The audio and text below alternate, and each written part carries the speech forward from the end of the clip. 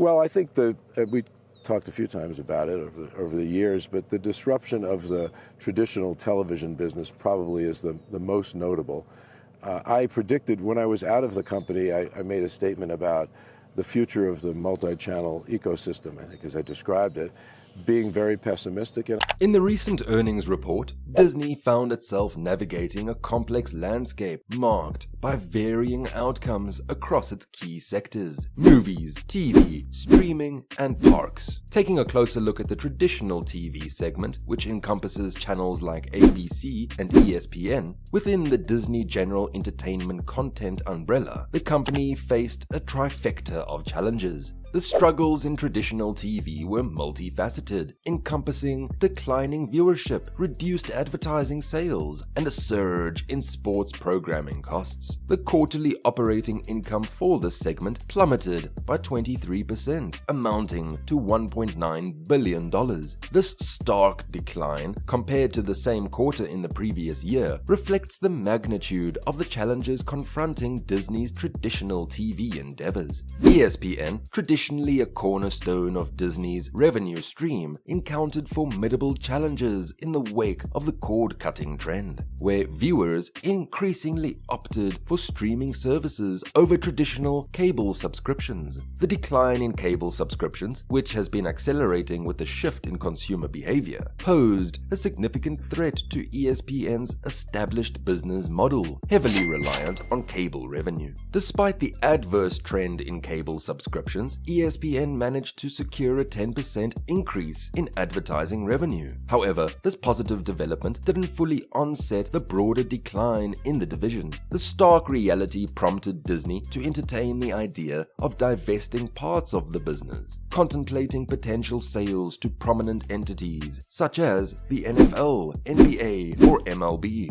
This strategic consideration suggests a recognition of the evolving landscape and a willingness to explore alternative avenues for sustaining ESPN's financial viability. In a noteworthy departure from its traditional focus, ESPN made a significant move toward diversification by entering into a partnership with gambling operator Penn Entertainment. This collaboration aims to launch an ESPN-branded sportsbook, marking a pivotal shift in strategy. The move reflects an acknowledgement of the growing influence of the sports betting market and an attempt to leverage it as a new revenue stream. Given these challenges and strategic shifts, the traditional TV division, including ESPN, is assigned an E grade. While ESPN exhibits potential, the suggestion that cashing out might be the optimal move underscores the recognition of the need for a strategic overhaul. In the realm of cinematic endeavors, Disney faced a series of challenges with its recent releases, including notable titles like Indiana Jones, Marvel's Ant-Man and the Wasp, Quantumania, The Little Mermaid, Pixar's Elemental, and The Haunted Mansion. These films collectively failed to meet the lofty expectations set for them, each grappling with its own set of shortcomings. Indiana Jones, a franchise with a storied history, notably fell short of previous standards, failing to capture the audience as anticipated.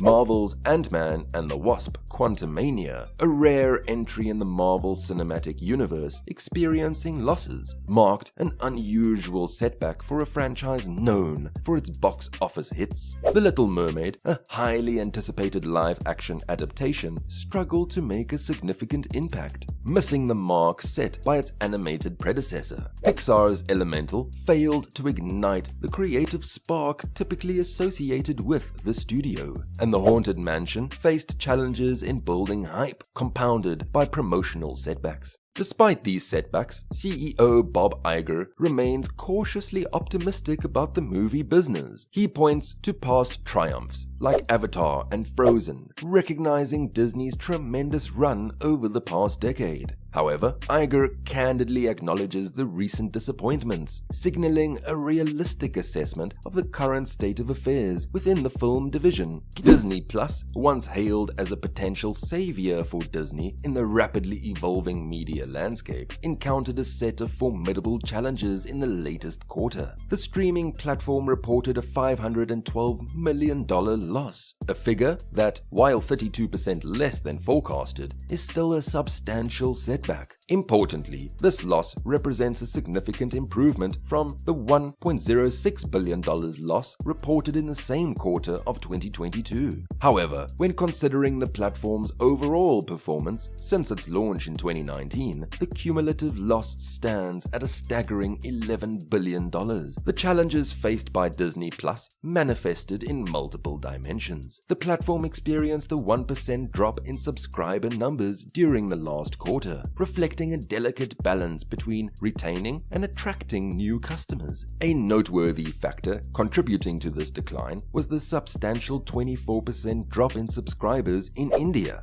This decline can be attributed to Disney losing the rights to stream Indian Premier League cricket, underscoring the sensitivity of content offerings in different markets. In response to these challenges, Disney implemented strategic measures. The announcement of subscription cost increases signifies an effort to offset financial loss and enhance revenue streams. Additionally, there's a hint of a crackdown on password sharing, aligning Disney's strategy with industry norms to ensure fair monetization for their streaming content. Considering the overall performance and the efforts to address challenges, the streaming division is assigned a D tier. This acknowledges the platform's inherent potential and global appeal, but underscores the persistent financial losses that necessitate a strategic recalibration.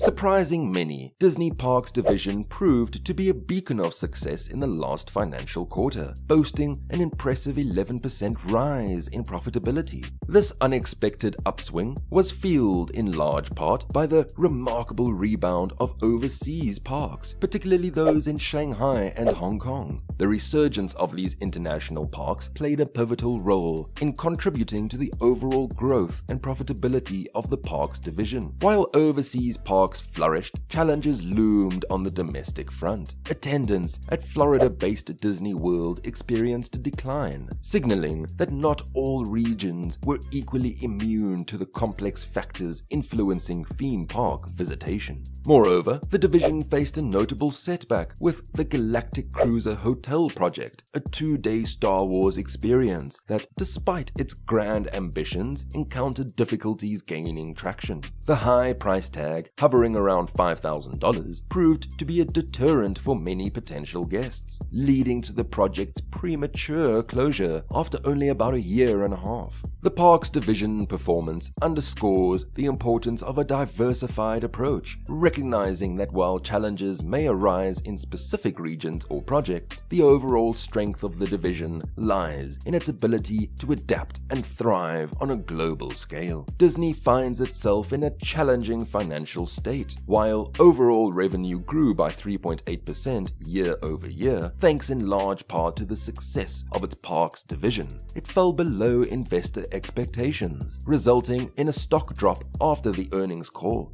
The film and streaming divisions face significant challenges, reflecting the evolving landscape of the entertainment industry. Despite the struggles, Disney remains a dominant force, but adapting to changing consumer preferences and devising new strategies will be crucial for its future success. If you found this video insightful and informative, don't forget to hit the like button and subscribe to our channel. Until next time.